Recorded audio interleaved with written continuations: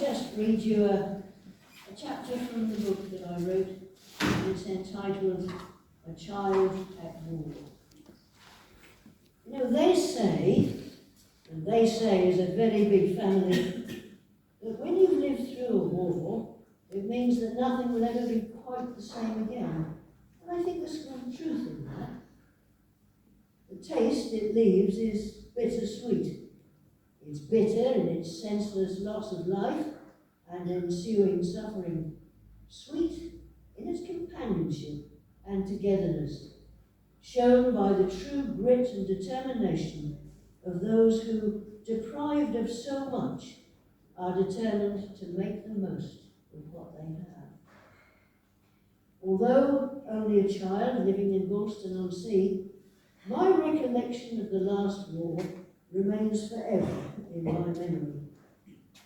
No lullabies or night lights were to be my bed companions. My fitful sleep was lit up by searchlights, piercing the darkening skies like the intruding beam of a policeman's torch on a pair of innocent young ones. No music soothed my ears, save the booming percussion of the heavy agate guns on the high-pitched wail of the all clear, mercifully declaring that we may live to see another day. Daylight showed the sky festooned with barrage balloons, hanging in the air like Chinese lanterns, and a beach crisscrossed with a cat's cradle of barbed wire. Sunshine showed sandbags cosily leaning against freshly scrubbed steps of houses where men and women stood with tired expressions on their faces. They did smile, though. Perhaps one of them was recounting the story of a countryman who had just paid his first visit to the seaside at Blundeston, and while standing on the cliff top, he was heard to say, "God, that's but a great old hole, and that's full of water." Those wartime mornings began for me with the sound of my father stropping his raven. Mother would be sifting through the Ministry of Food hints to see if she could vary our breakfast of watered porridge and margarine on off-white bread, whilst listening to Grandma Buggins on the radio, learning tips on how to make do and mend.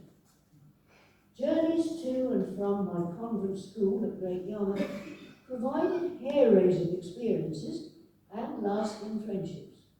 A kind lady befriended me on the bus on my daily ride. She was probably as surprised as I was one morning to find the bus skidding to a halt on the exact moment that a bomb landed on the old Mortons where we just stopped. And we lay in the road covered in debris and protected by the wheels of the bus. And then, "No school for you today," came the familiar voice of my dear old dad, who faithfully, every morning, followed the progress of the bus, daily on his sit-up-and-beg bicycle, and at the other end he would meet me to escort me safely across the Georgian Park.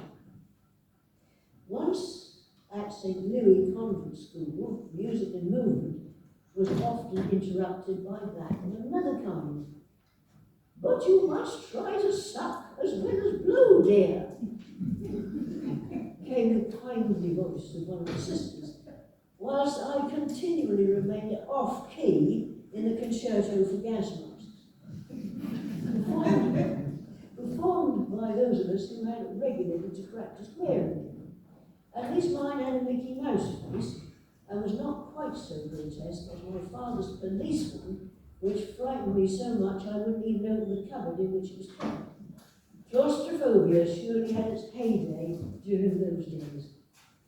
There were, however, compensations. The French sent beautiful chocolate to the school, and some of us met some really nice Americans who made us books, or at least for the time being. I was a very strange child, as you might imagine. I haven't changed all that much. Thank you. And I must have been a for embarrassment to my parents, for every day, without fail, before school, I would perform a flag-raising ceremony in the garden, copied, of course, from the Navy stationed across the vicarage on the road. And after school, having patrolled the front of my house, complete with Father's special constabulary cap, or, if an air raid was imminent, an AMP helmet, down would come the flag to the strains of Father's police whistle. How I was teased years later by the passengers on the lower stock bus who had watched my performances with great amusement. And one day, I completely rocked my copybook by walking behind the counter in the greengrocers at Gorleston High Street and demanding, in a very loud voice, to be shown what was in there, because my daddy says the best stuff is always under the counter. Needless to say, I was taken home rather quickly. Not surprisingly, I was evacuated to Retford shortly after that, and I remained there under sufferance, pacified only by my father's letters and Rupert Bear cuttings. And returned, yes, I had an album every year, did you? Yes. Oh, no. And returned every 2 weeks in order to continue my adventures and guard my house. I remember queuing at the water cart for the day's ration of a jug full of water every time a main was hit. How these memories flooded back during the water strike. Being given little tiny black bananas from the lady at the pub on the road, and all the time watching and listening, reassured by those immortal words, "It's all right, it's one of ours." My godfather was a padre to the army camp, and I remember to this day the frightening silhouette of the guns. The Ministry of Defence warnings seemed almost to threaten me as my little figure sat in his car, waiting whilst he ministered to his troops. I was always fascinated by the army ambulance with the big red cross on the side, which used to stand on the drive of his home when his daughter was on leave from the army. I was overawed by the smart khaki uniform of his daughter and the blue uniforms of the convalescent soldiers who walked in the nearby town. And I was saddened too, even in my little years, by the sight of truckloads of prisoners of war being driven to unknown destinations, for they too were separated from their loved ones. But whilst the days afforded much interest, it's the nights I remember most vividly. They began in the cupboard under the stairs, and I shall never forget the night that the East Anglian School for the Blind, which was just along the road from us, received a direct hit. Our neighbours were actually in the shelter at the school. They crawled through the rain and the dust to seek sanctuary at our house, white-haired ghosts of a bomb-torn haven, and they were accompanied by a little white spaniel whimpering with fright. As the war progressed, I graduated from the cupboard to dining room table, but actually under it, and I still have the dents in my back to prove it. In the process of climbing from underneath it, I must have received more direct hits than Jerry landed on me. From there, I progressed across the road to Auntie Wright's Anderson. Now, Auntie Wright lived across the road, and I was too shy to go in the big. Yes, I was. In those days, you never believed it. And to the big communal shelter, and so she allowed me to share her Anderson with her. And it was to her that I owe my love of the East Anglian skies. Before the raids, we used to lie in bed in her front room and watch the clouds scudding across the sky, across the moon. The low, red, rising moon, the hunter's moon, the harvest moon, the lady's moon, blissfully ignorant of what would later cross his path. Counting the clouds and wondering at their beauty, turning them into mountains topped with snow, or dragons or elephants, vast kingdoms that assailed my imagination. It was wonderful therapy for a nervous, wartime child, one for whom the war gave a breakdown in health. All too soon, it was time for the army blanket and the mug of hot steam invited up on the top bunk of Yarmouth. Our own house in Church Road, Gorleston, received bomb damage on 4 occasions, when the front door and the windows were blown in. On 7 occasions, about 4 o'clock in the morning, I recall helping my dad remove large chunks of concrete and rubble from his precious lawn. And I remember on one such occasion that we recalled with a smile. The old gentleman opposite came out one night, clad in his nightshirt and cap, to survey a large crater where his front gate used to be. On looking up and along the road a little further, he spied his gate, firmly embedded in another neighbour's roof. Blust, he said. I'm not so worried about the gate, but that was a really good brass handle on that. That was one more, the bomb was that one. And I thought, my word, the old folk always get their priorities right. I especially like the old couple who in the middle of the night rained, left their beds in the shelter. The husband went downstairs and, realising that his wife was not immediately behind, began to chivvy her along. Come you on, mother, he said, we'll never get there before that's too late. Hold you hard, father, she said.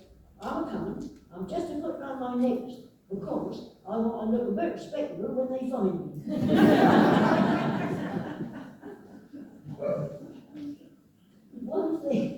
One thing is for certain. Without the British sense of humour, the war would have been that much more traumatic for all of us. The spirit was tremendous, and my father never failed to smile. Special constable by night, working in the food office by day, he always had a joke for my mother, anxiously waiting at the gate for him to return from duty. And he always boasted that the best use for his police notebook was to keep the billiard scores in. My mother, I was an embarrassing child, my mother always took me to pictures, either to the dear old Coliseum in the High Street or the Palace. And I had a habit of, I think it must have been my interest in the theatre, as some of you will realise, I used to take my pipe and smoke it in the pictures. Well, it wasn't a proper pipe, but it was a proper pipe, but it had cotton wool in it, and I used to think that was really, really good. So, and I had a walking stick, you see, to put the pictures with. God knows why. But my mother gave up taking me to pictures soon, because she was so embarrassed. And I recall to this day the British Moved-Home News, in which we were shown the terrible sights of Blundeston to remind us of the devastation and the meaningless destruction of war and the heartbreak of its aftermath. I always remember that in those days, the poor men that looked just like skeletons as they walked around. And it was a good thing to take me to the pictures as young as that, really, because it made me understand what Blundeston and even the Holocaust was about. And the strong Churchillian reminder still re-echoes in my brain that never has so much loved by so many to so few. Careless talk cost many lives. And we must never forget to remember them, as we said today, especially in these uncertain days of nuclear power and what is going on at the moment. War is not very far, is it, from our door? My memorial to those war years was etched by an unsteady finger trailed through wet cement whilst helping Dad to build a new chicken run in the back garden of Church Road. It was just a simple reminder, VE Day 1945. I hope it's still there.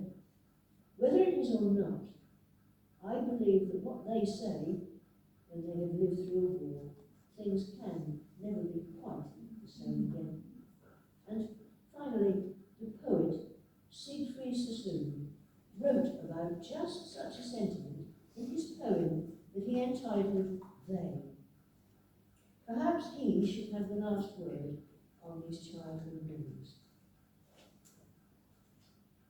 The bishop tells us, when the boys come back, they will not be the same. Their comrade's blood has brought new right to breed an honourable race. They have challenged death and dared him face to face. We're none of us the same, the boys reply.